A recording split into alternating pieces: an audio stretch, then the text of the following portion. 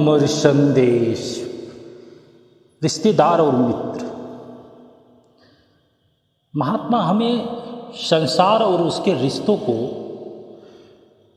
समझने की समझ देते हैं, उसके लिए असलियत को हमें समझाते हैं, ताकि हम इस मोह माया में फंसकर संसार में आने के असल उद्देश्य को न भूल जाएं। ये जो माता पिता पत्नी पुत्र मित्र संबंध है, ये सब पूर्व जन्मों के कर्मों के प्रभाव से इकट्ठे होते हैं। उन सबके साथ हमारा लेन देन का निश्चय अवधि का संबंध होता है।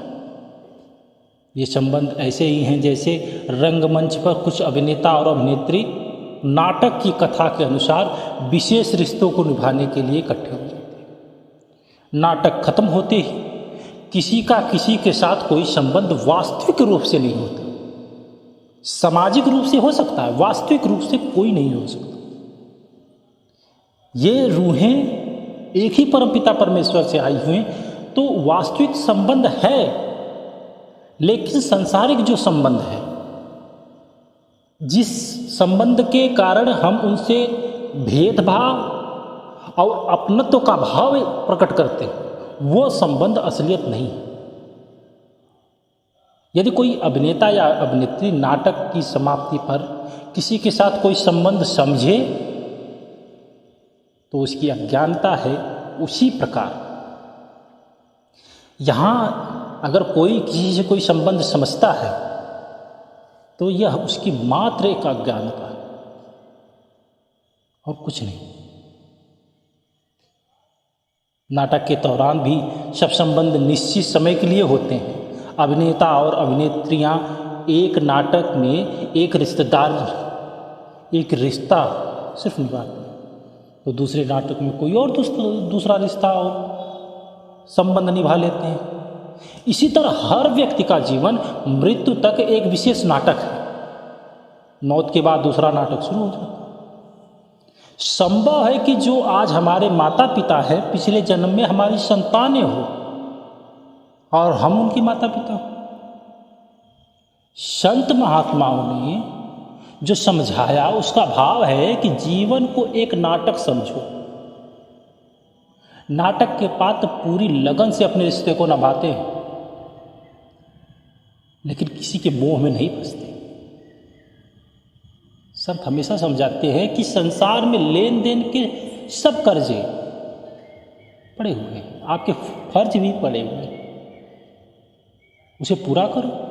रिश्तेदार और संबंधियों के प्रति अपनी सब जिम्मेदारियों को भी पूरा करो, लेकिन इन संबंधों का सच्चा पक्का और स्थायी भाव मत समझो। सच्चा संबंधी वही है जो सदा हमारा रहे और हमारा समय रहते हुए रहे, समय के बाद भी रहे। निजी स्वार्थ में पड़ के न रहे, वो निजी स्वार्थ में भी रहे और हर प्रकार के संकट में भी हमारी सहायता करे। दुनिया के अधिकतर रिश्तेदार जीते जी मुंह मोड़ लेते हैं। दुख और संकट की घड़ी में कोई बिरला मित्र संबंधी साथ, कोई नहीं साथ देता। हमारे लिए सबसे बड़ा संकट तब आएगा जब हमें हमारे कर्मों का हिसाब मांगा जाएगा। उस वक्त शत्रु के सिवाय कोई दूसरा हमारी सहायता नहीं कर सकता। इसलिए संत महात्मा हमेशा कहते हैं कि सतगुरु को ही अपना सच्चा मित्र समझो। बिना किसी स्वार्थ के केवल सच्चे हित के लिए सतगुरु की रजा में रहो। वो हमारे साथ रहेंगे, हमारे संकट में रहेंगे, हमारे सुख में रहेंगे, दुख में रहेंगे। इसी तरह वह प्रभु सच्चा संबंधी, क्योंकि उसके साथ आत्मा का ऐसा अनादि संबंध है जो कभी टूट नहीं सकता। संसार के रिश्तेदार सच्चे और पक्के नहीं हैं। ये ठगों के समान है जो तुम्हारी पूंजी उठते ही तुम्हारे साथ हो जाएंगे, अब पूंजी का हनन होते हुए तुम्हें छोड़ के चले जाएंगे। सतगुरु, साधु संगत और नाम या प्रभु के साथ तुम्हारा सच्चा और पक्का रिश्ता है, यही सत्य है। क्योंकि लोक और परलोक दोनों में सफलता इस रिश्ते पर ही आधारित है। संत सदगुरु के अलावा अंत समय कोई किसी के साथ नहीं जा सकता। बाकी जिनको भी हम अपना समझते हैं उनके साथ हमारा शमशान की भूमि तक बस संबंध रहता है, लेकिन सतगुरु और प्रभु वो हमारे साथ धूर्धाम तक का रिश्ता रखते हैं।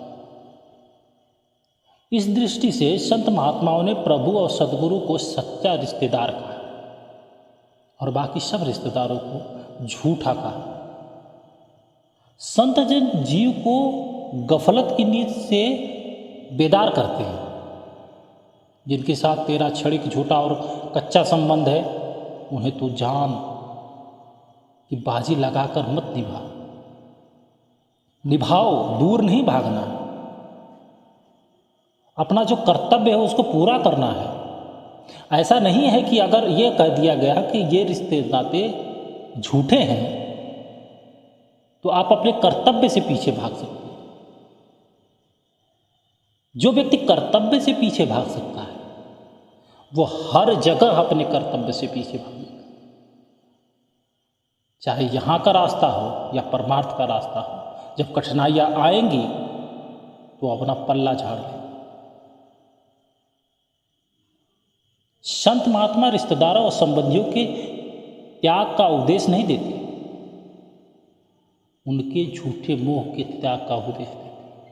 वे कहते इन रिश्तेदारों में रहो लेकिन इनके ही बन के मत रहो। अपनी जिम्मेदारियां प्रेम पूर्वक और दृढ़ता से पूरी करो, लेकिन अपना ध्यान सदा अपने सच्चे रिश्ते पर रखो, उस प्रभु उस सतगुरु पर रखो। जय गुरुदेव।